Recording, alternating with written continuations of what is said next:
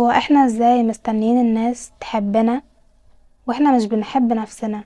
الناس بتتعامل معانا بالظبط بالطريقة اللي احنا بنتعامل بيها مع نفسنا.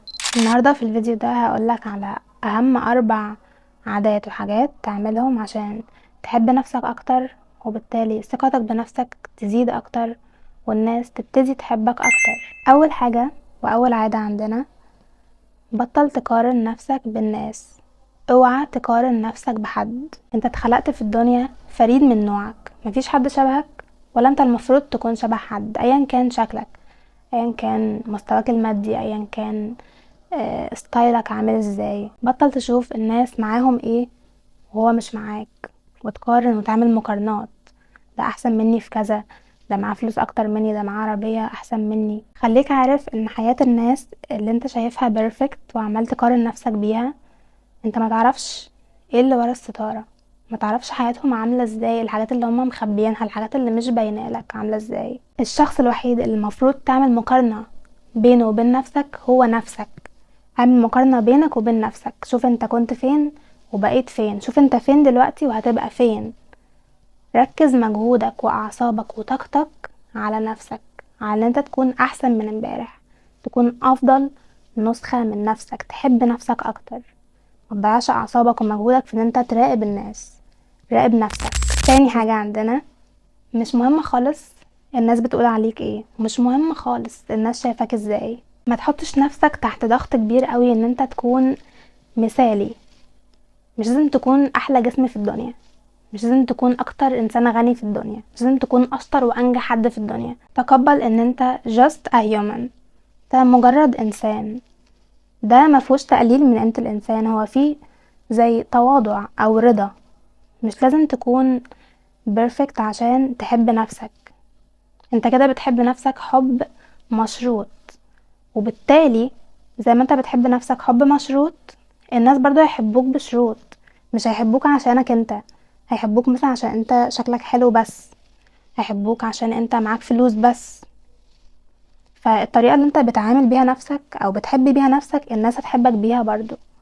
فما تحبش نفسك بشروط. كفاية عشان تتحب ان انت تكون انت تكون نفسك. فما تحطش لنفسك شروط عشان تتحب او عشان تحب نفسك بيها. تقبل فكرة انك انسان عادي، ومش مهم خالص الناس شايفاك ازاي، ومش مهم خالص الناس بتقول عليك ايه. اصلا مفيش حد فضيلك ولا فضيلي، كل واحد بيبقى مهتم بنفسه هو وobsessed بنفسه هو. فمفيش حد طول النهار قاعد يراقبك او قاعد يشوفك انت بتعمل ايه او كده. تالت حاجة وهي اهم حاجة عندنا: ما تتكسفش خالص ولا تخاف تبعد عن العلاقات السامة او الناس اللي بتأذيك. طالما الناس اللي في حياتك بيدوا لنفسهم الحق ان هم يأذوك ويتنمروا عليك ويأذوا روحك ويقللوا ثقتك بنفسك، انت كمان ليك الحق انك تقول لأ للعلاقات دي. ده مش معناه ان انت غدار، ان انت بياع، ان انت مش بتصون العشرة والكلام ده كله. انت من حقك تخرج وتبعد عن الناس اللي بتحبطك وبتقلل منك، لان طول ما الناس اصلا دي موجودين في حياتك هما كده مكانهم غلط في حياتك. طالما مش بيحسسوك باحساس احسن ومش بيحسسوك ان انت انسان كويس، فهم كده موجودين غلط في حياتك. فانت من حق نفسك عليك ان انت تعزل نفسك عن الناس دي وتبعد عن الناس دي، وما تخافش، ما تتكسفش، ما تخافش من الوحدة، ما تخافش من الهجر. الناس المفروض تكون موجودة في حياتك عشان تساعدك، عشان تبنيك، عشان تخليك انسان احسن. وهو ده هدف العلاقات اصلا.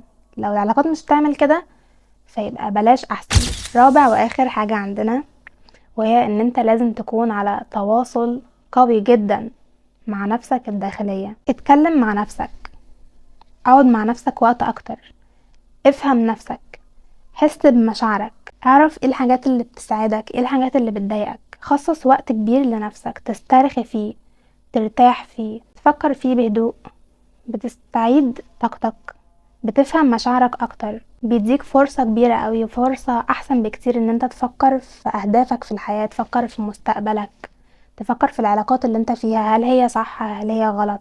مهم جدا برضو ان انت في الوقت ده يبقى عندك تواصل قوي جدا مع ربنا. ده يخليك تغير منظورك لحاجات كتير قوي. في حاجات كتير قوي هتبقى انت فاكر ان هي مهمة قوي وهي ملهاش اي قيمة وملهاش اي اهمية، وبالعكس في حاجات كتير حواليك انت هتكون فاكر ان هي ملهاش اهمية خالص، وبالعكس هي ليها اهمية كبيرة جدا، بس انت مش واخد بالك منها لان انت مركز طاقتك ومركز تركيزك على حاجات ملهاش اهمية. فما تنساش تخصص وقت لنفسك تتواصل فيه كويس جدا مع نفسك وتفهم نفسك، وكمان تتواصل فيه مع ربنا. ده هيخليك تشوف حاجات كتير جدا بطريقة مختلفة. وبكده نكون وصلنا لآخر حلقتنا النهاردة. دي العادات اللي انا شخصيا بعتمدها في حياتي، بتخليني عندي سلام نفسي اكتر، بتخليني سعيدة معظم الوقت، مبسوطة مرتاحة، عندي رضا، عندي امتنان. اتمنى يكون الفيديو عجبكم، اتمنى ان انتوا تستفادوا منه وتبدأوا فعلا تطبقوا العادات دي على حياتكم، واكيد اكيد هتلاقوا اختلاف كبير في حياتكم.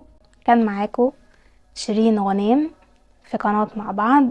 استنوني ان شاء الله في الحلقة الجاية على خير.